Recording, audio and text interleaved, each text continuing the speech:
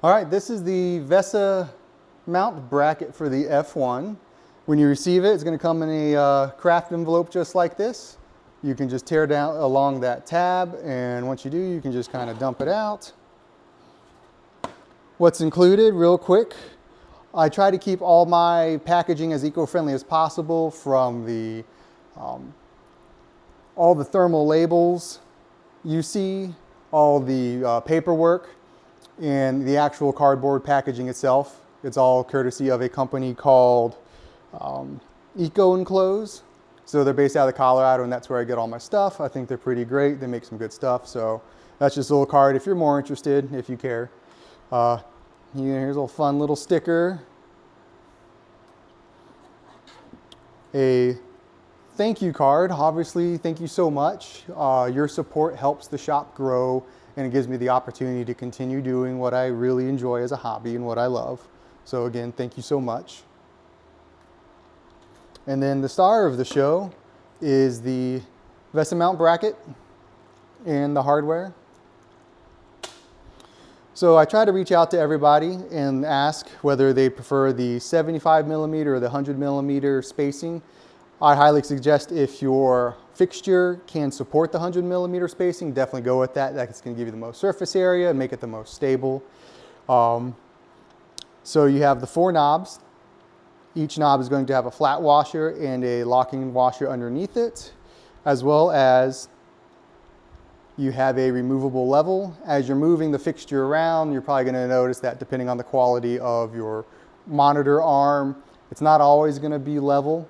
So this lets you kind of dial it in every time you need to. If you need that precision, say you're doing a tumbler or something like that, where you want it to be as flat and level as possible, this will help you do that, as well as, you know, level your tumbler or whatever you're trying to engrave.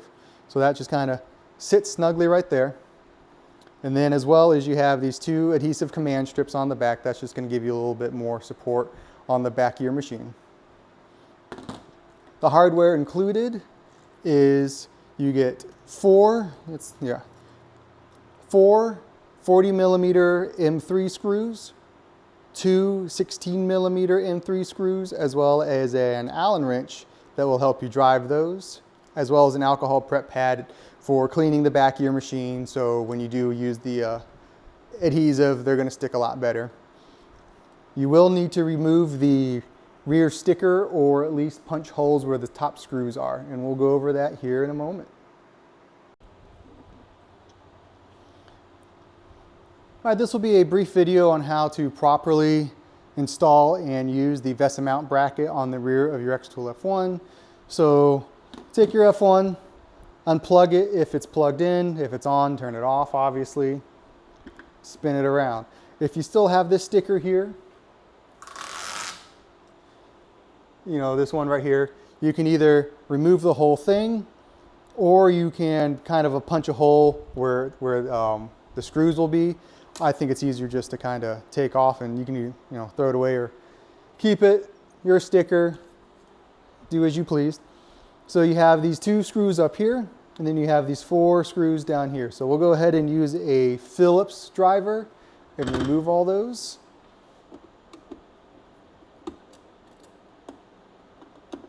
The top 2 are pretty small, so try not to drop them and lose them. And these ones are pretty long, but they're not threaded too deeply, so it doesn't take much for these to pop out. And when you finally loosen up the 4 screws on the fan mount, be careful, because the fan will kind of want to pop out. These are the only things that kind of hold it in place.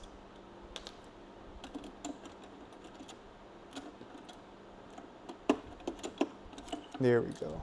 Again, the fan just kind of sits in there, kind of loose. So in our hardware bag,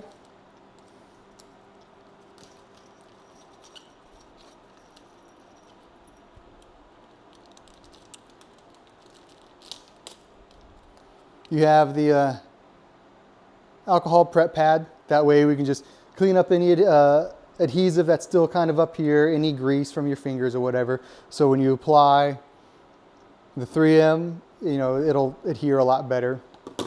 And then you have 4 long screws.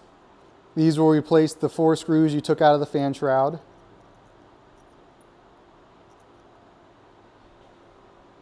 And then you have 2 short ones. These will go up top.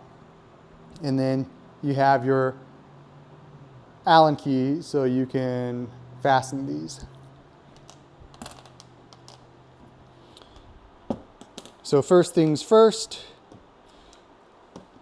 let's go ahead and actually, forgive me, first things first, let's clean off the back of our X tool.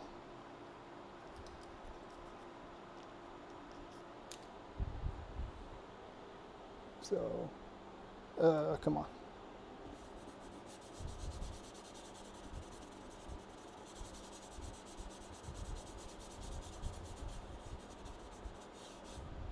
Simple enough.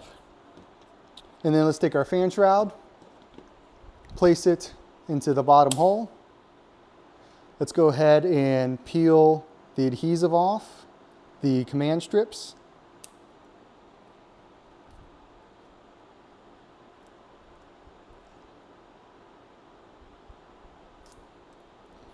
And then we're going to use the fan shroud to kind of index our way to where we want to be. So just kind of re-put that right there, line that up, and a little bit of pressure where those command strips are, and that'll hold that for the time being. Let's go ahead and take the 2 short screws, and we'll drive them in. Be advised that the top, you're threading into plastic. So you don't want to over tighten these and strip out the plastic, because then these will be worthless. So like a lot of things when it comes to fastening, snug is enough. Don't want to use like a power drill or anything like this on that, because you don't want to go through and then strip out all that plastic. So as long as it's snug and the top of your bracket is flush. And then we'll do the same with the 4. These do thread into metal, so you can be a little bit more liberal with these.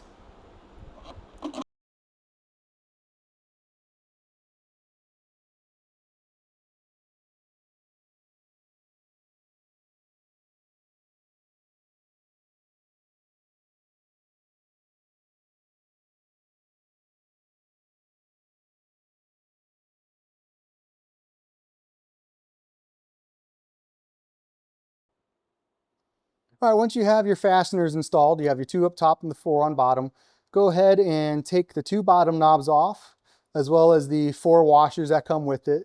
They're pretty tiny, so try not to like let them bounce around and lose them. And then for the top, depending on your VESA mount, mine has these 2 hooks up here, so I'm not going to remove my top 2. I'm going to use them to just kind of like settle into it. If you don't have those, you will need to take them off. It may be easier to take them off anyways. Also, be careful, if you have your pre-tensioned already, make sure you have positive control, as well as you want to go ahead and take out the base plate. You don't want anything rattling around in here while you're trying to do this. So let's go ahead and get those washers loose. And then just kind of angle it on.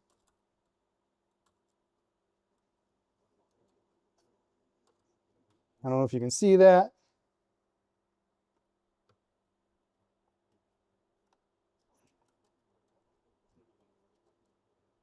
There we go. And that'll sit. Let me move you closer. So now these top 2 are hooked. Let's go ahead and snug those down. And then go ahead and let's put the bottom knobs back on.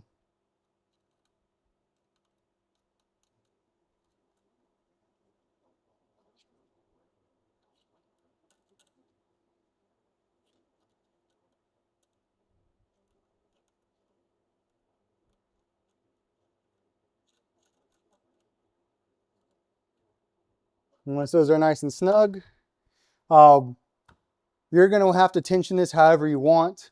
This is about 10 pounds depending on your arm. Some are more heavy duty, some are not. So that's going to be, you're going to have to look into your own manual for your actual arm of how you're going to have that dialed in. But once you do that, it should just kind of levitate. So, and then once you have that, you can go ahead and put your plate back in. And now it's kind of out of sight, out of mind. If you want it over here so you can have some extra space on your desk again, it's nice. Or if you want to engrave underneath it, you have, let's see, with this arm,